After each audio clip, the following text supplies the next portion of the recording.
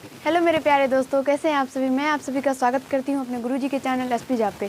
और आज हम लोग करने वाले हैं 7.2, जिसमें कि हम लोग 1 नंबर से क्वेश्चन को समझेंगे। मैंने आप लोगों को 7.1 बहुत अच्छे तरीके से समझा दिया है। तो चलिए अब हम लोग जानते हैं 7.1। और 7.1 में जो हम लोग सबसे पहले 7.2 समझेंगे। और 7.2 में जो सबसे पहला क्वेश्चन है उसके बारे में मैंने आपको बता दिया है पीछे ही डिटेल से। आप लोग यहाँ पे देख सकते हैं, इसके यही पूछ रहा है इसमें कि निम्न में से कौन से सर्वांगसम प्रतिबंधों का प्रयोग करेंगे। तो सर्वांगसम प्रतिबंध मैंने आप लोगों को पीछे लिखा दिया। आप लोग अगर नहीं देखे हैं तो एक बार ज़रूर देख लीजिए। और आप लोग अपने अपने किताब में क्वेश्चन देखेंगे 1 का 1 नंबर सबसे पहले। और आप लोगों को उधर बोर्ड पे भी दिखाई पड़ रहा होगा, आप लोग उसे भी देख सकते हैं। तो चलिए पहला हम लोग क्वेश्चन देखते हैं। तो पहला है, दिया है पी क्यू बराबर एक्स वाई। आप लोग अपनी अपनी किताब में भी देखेंगे और बोर्ड पे भी आपको दिखाई पड़ रहा होगा। तो पी क्यू, पहला त्रिभुज में पी क्यू देखेंगे, उसके बराबर में है एक्स वाई। तो एक्स वाई है, फिर है क्यू आर बराबर वाई जेड, क्यू आर बराबर वाई जेड, और फिर है पी आर बराबर एक्स जेड, पी आर बराबर एक्स जेड। यानी इसका तीनों भुजा एक त्रिभुज का जो तीनों भुजा है दूसरे त्रिभुज के तीनों भुजा से बराबर है। तो इसलिए त्रिभुज पी क्यू आर सर्वांगसम त्रिभुज एक्स वाई जेड है। तो यहाँ पे पूछ रहा है कि कौन सा प्रतिबंध का प्रयोग करेंगे। तो आप लोगों को मैंने बता दिया है, जो जो देख लिए होंगे उसको बन गया होगा। इसमें हम लोग प्रयोग करेंगे भुजा भुजा भुजा। आप लोग इसमें क्या लिखना है, भुजा भुजा भुजा, एस एस एस। किस प्रतिबंध का प्रयोग करेंगे, भुजा भुजा भुजा। चलिए हम यहाँ पे लिख देते हैं भुजा भुजा भुजा, और यहाँ पे इसे कोष्ट करके लिख देना है एस एस एस। ठीक है, उसके बाद चलिए अब दूसरा देखते हैं। तो दूसरा में दिया है ए बी बराबर एल एम, ए बी बराबर एल एम, ए सी बराबर एन एल, ए सी बराबर एल एन। ठीक है, और इसमें आपको दर्शाया भी गया है कि कौन भुजा किसके बराबर है। जहाँ पे एक ऐसे डैश करके दिया हुआ है और दूसरे त्रिभुज में जहाँ पे डैश करके दिया है, समझ जाना है कि उस भुजा के बराबर वो जिसमें एक डैश दिया है वो भुजा बराबर है। और यहाँ पे कौन भी एक बराबर है, कौन ए बी ए सी, कौन बी ए सी पहला त्रिभुज का बराबर है कौन एम एल एन, कौन एम एल एन दूसरा त्रिभुज में भी दिया हुआ है।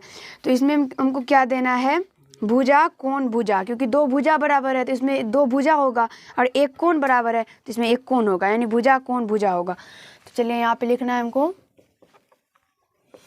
भुजा कोण भुजा, बस यही इसका आंसर हो जाएगा। तो इसमें क्या होगा, एस ए एस, ऐसे ही देना है। और तीसरा है एम एन बराबर पी क्यू, सिर्फ एक भुजा इसमें बराबर है, एम एन बराबर पी क्यू। और उसके बाद कौन बराबर है, कौन सा, कौन M O N, M O N बराबर कौन पी ओ क्यू, कौन पी ओ क्यू। और उसके बाद कौन ओ एन एम बराबर कौन ओ पी क्यू। तो इसमें हमको देना है कौन सा, कौन भुजा कौन। इसमें देना है कौन भुजा कौन, कौन भुजा कौन। इसमें क्या हो जाएगा, ए एस ए।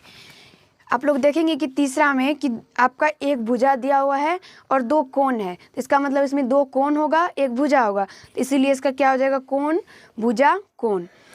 अब देखिए चौथा है कोण ए डी बी बराबर कोण ए डी सी बराबर 90 डिग्री, 90 डिग्री है। इसका मतलब क्या हो जाएगा, ये समकोण कर्ण भुजा, समकोण कर्ण भुजा ये हो जाएगा। और उसके बाद दिया हुआ है ए डी बराबर ए बी बराबर बी सी, और तो इसीलिए त्रिभुज ए बी सी सर्वांगसम त्रिभुज ए सी डी। इसमें डायरेक्ट आपको दे देना है समकोण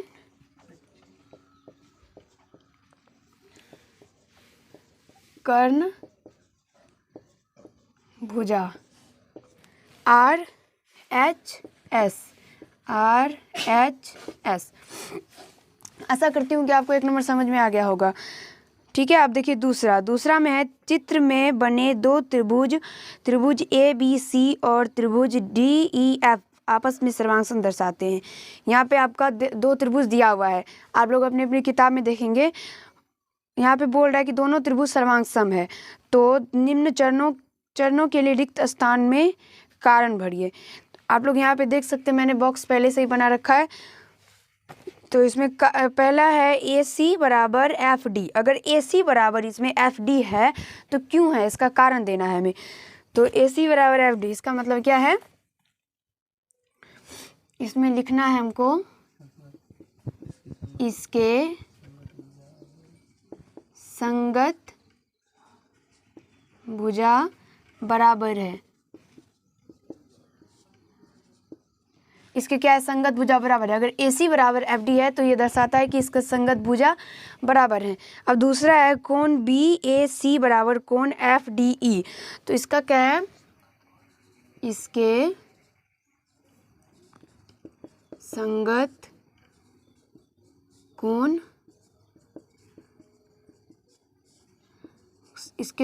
कोण बराबर है, और इसमें भी कोण ही है। तो क्या है, कोण ACB बराबर कोण EFD।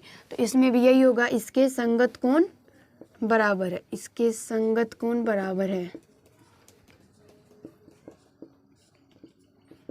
इसके संगत कोण बराबर है। ठीक है, आशा करती हूँ कि आपको ये समझ में आ गया होगा, यही बढ़ना है सिर्फ। अब देखिए तीसरा में है दिए गए चित्र में एक आधार AB पर बने 2 त्रिभुज ABC तथा ADB में भुजा AC बराबर BD और BC बराबर AD है। तो बताइए कौन सा कथन सत्य है।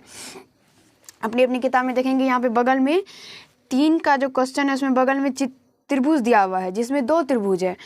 मतलब अगर देखेंगे तब तो 5 है, पर इसमें 2 का जिक्र किया गया है। तो 2 में कौन कौन सा है, ABC तथा ADB, ये दोनों त्रिभुज लेकर चलना है। तो इसमें बोल रहा है कौन सा कथन सत्य है। तो पहला कथन दिया हुआ है त्रिभुज ABC सर्वांग सम त्रिभुज ABD, ये तो गलत है। ABC सर्वांग सम त्रिभुज ABD, नहीं ये गलत है। उसके बाद दूसरा है त्रिभुज ABC सर्वांग सम त्रिभुज ADB, ABC सर्वांग सम त्रिभुज ADB, हाँ ये भी गलत है। उसके बाद तीसरा है त्रिभुज ABC सर्वांग सम BAD, ABC सर्वांग सम BAD, हाँ इसका तीसरा आंसर हो जाएगा। चलिए यहाँ पे 3 दे कैसे आंसर देना है, अभी मैं आपको बताती हूँ कि ये कैसे हो गया। तीसरा में क्या है, त्रिभुज ABC सर्वांग सम त्रिभुज BAD। देखिए इसको कैसे देना है। सबसे पहले त्रिभुज यहाँ पे देखते कि त्रिभुज कौन सा है, कैसा है। यहाँ पे देखिए, आप लोग अपनी अपनी किताब में भी देखेंगे तो आपको पता चल जाएगा। देखिए ऐसे पहले नहीं ऊपर में नहीं है, ये नहीं है, इसको ऐसे मिलाया गया है और इसको ऐसे, हाँ ऐसा ही है। अब चलिए इसका नाम भी दे देते हैं। तो इसमें यहाँ पे A है, यहाँ पे B है और यहाँ पे C, यहाँ पे D है, और ये समकोण दर्शाता है और ये भी समकोण दर्शाता है। ठीक है, ऐसा ही त्रिभुज आपका बुक में दिया हुआ है। तो आप अपने अपनी किताब में देखेंगे आपको ऐसा ही त्रिभुज नजर आएगा। तो चलिए हम जानते हैं कि पहला कथन कैसे गलत है, दूसरा भी गलत है और तीसरा कैसे सही है। तो यहाँ पे पहला में दिया हुआ है त्रिभुज ABC सर्वांग सम त्रिभुज ABD। तो चलिए ABC देखिए, हम ऐसे पहले देखिए, ऐसे पहले इसका नाम ले, पहले A लिए, फिर B लिए और फिर C लिए, और उसके बाद दूसरा में त्रिभुज ABD है, ABD ये तो गलत है, पहले ही देख लिए, क्योंकि पहले ए का जिक्र किए समकोण त्रिभुज का, तो इसमें भी हमको पहले समकोण त्रिभुज देखना है। यानी कि क्या, पहले हम समकोण त्रिभुज, समकोण जो जहाँ पे कोण दर्शाता है समकोण, उसका पहले नाम लिए, पहले कोण ए का नाम लिए, सिर्फ ए का। तो यहाँ पे भी बी जो है समकोण दर्शाता है, तो यहाँ पे पहले बी का नाम होना चाहिए, जो कि नहीं है, तो इसमें ये भी गलत है। और यहाँ पे भी आप लोग देख सकते हैं कि दूसरा में भी सेम इसी टाइप का है, तो ये भी गलत है। और तीसरा में जब देखेंगे तो त्रिभुज ए बी सी है, त्रिभुज ए बी सी ऐसे ही कुछ है, ए पहले ए लिए, फिर बी और फिर सी लिए। तो सर्वांशम में क्या है, त्रिभुज बी ए डी, तो पहले इसका लिए, पहले समकोण का लेंगे बी, उसके बाद क्या है ए बी सी लिए, इसके बाद ये लिए, इसका मतलब क्या बी डी ए होगा, नहीं बी ए डी।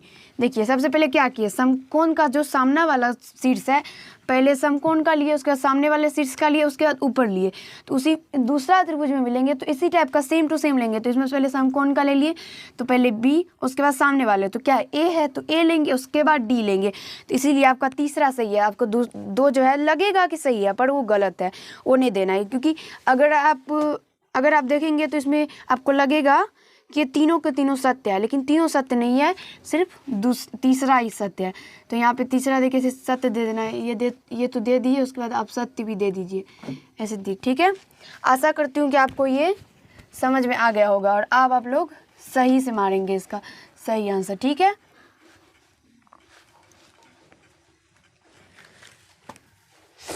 कोई भी सवाल को अगर समझ जाइएगा तो बनाना आपको आसान लगेगा, ठीक है। अब देखिए चौथा है, दिए गए चित्र में दिखाइए कि क्या त्रिभुज ए बी डी सर्वांगसम त्रिभुज बी डी सी, सर्वांगसम बी डी सी। आप भुजाओं को माप सकते हैं। यहाँ पे कहा गया है कि हमको दिखाना है कि एक त्रिभुज ए बी डी बराबर त्रिभुज बी डी सी बड़ा मतलब सर्वांगसम है, ठीक है। आपका त्रिभुज बगल में दिया हुआ है, आप अपनी बुक में देखेंगे आपको त्रिभुज नजर आ जाएगा, ठीक है। तो यहाँ पे क्या है, सबसे पहले बात करते हैं हम त्रिभुज ए बी डी में। तो चलिए त्रिभुज ए बी डी का देखते हैं। तो इसमें क्या है, तो सबसे पहले ए बी, चलिए चौथा नंबर, रुकिए सबसे पहले हम मार्कर चेंज कर लेते हैं।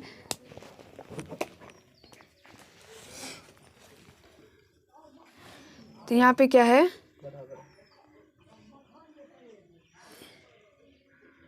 ए बी, तो ए बी भुजा किस भुजा के बराबर है, तो इसमें जब देखेंगे तो आपको सी डी जो भुजा है उसके बराबर है। तो ए बी बराबर इसे सी डी देना है, ठीक है। उसके बाद यहाँ पे कैसे कोमा दे देना है, उसके बाद ए बी बराबर सी डी, उसके बाद बी सी बराबर ए डी, बी सी बराबर ए डी। हमको 4 नंबर में बताया गया है, मतलब बोल रहा है कि दिखाने के लिए, इसलिए हम वही दिखा रहे हैं कि ये कैसे सर्वांगसम है।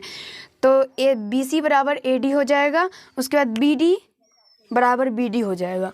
तो यहाँ पे क्या देना है, बी डी बराबर बी डी, ठीक है, ये दे दिए। अतः यहाँ पे अब देना है, अतः त्रिभुज ए बी डी सर्वांगसम त्रिभुज बी डी सी, ठीक है, यही दे देना है। अब पता चल गया कि ये दोनों त्रिभुज जो है आपस में सर्वांगसम है। अब पांचवा देखिए, दिए गए चित्र में त्रिभुज ए बी सी में कोण 40 डिग्री, एक कोण ए जो है वो 40 डिग्री है। त्रिभुज ए बी सी में कोण ए 40 डिग्री, कोण सी 35 डिग्री तथा भुजा ए बी 2.5 है सेमी, तथा त्रिभुज बी डी एफ में कोण एफ 35 डिग्री, कोण ई 105 एवं भुजा डी ई 2.5 सेमी है। तो बताइए सर्वांगसम है। तो हाँ, डायरेक्ट इसका हाँ देना है आंसर। अभी बता देती हूँ कि कैसे हाँ देना है। देखिए इसमें क्या क्या है, देखिए कोण ए 40 डिग्री, कोण ए 40 है, उसके बाद कोण सी 35, तो कोण सी 35, इसमें भी आप लोग जब देखेंगे तो कोण एफ जो है वो भी 35 डिग्री दिया हुआ है, बट इसमें कोण बी नहीं दिया है, इसमें कोण ई दिया हुआ है इसमें कोण बी नहीं है, लेकिन इसमें कोण ई दिया हुआ है 105। तो हम क्या करेंगे, तो देखिए आपको पता होगा कि त्रिभुज के तीनों कोणों का योग कितना होता है, 180 डिग्री होता है। मैंने आपको पीछे बता दिया है, त्रिभुज के तीनों कोणों का योग 180 डिग्री होता है। इसमें दो कोण दिया हुआ है, तो 180 में से आप अगर इन दोनों को जोड़ के 180 में से माइनस करेंगे तो आपको यहाँ पे 40 डिग्री कोण डी 40 डिग्री निकल के आ जाएगा, तो आपको पता चल जाएगा। और आप लोग जब देखेंगे तो दोनों का जो भुजा दिया हुआ है वो भी आपका सेम है, 2.5 है दोनों का सेंटीमीटर ऐसे ही दिया हुआ है। तो इसका मतलब ये सर्वांग सम है। अगर आपको अच्छा लगा हो तो लाइक कर दीजिएगा, कैसा लगा ये कमेंट कर दीजिएगा। अगर आपको समझ में आ गया होगा तो कमेंट ज़रूर कीजिएगा कि आपको अच्छा लगा और समझ में आ गया। तो धन्यवाद दोस्त, आज इसके पार्ट में हम लोग इतना ही करेंगे।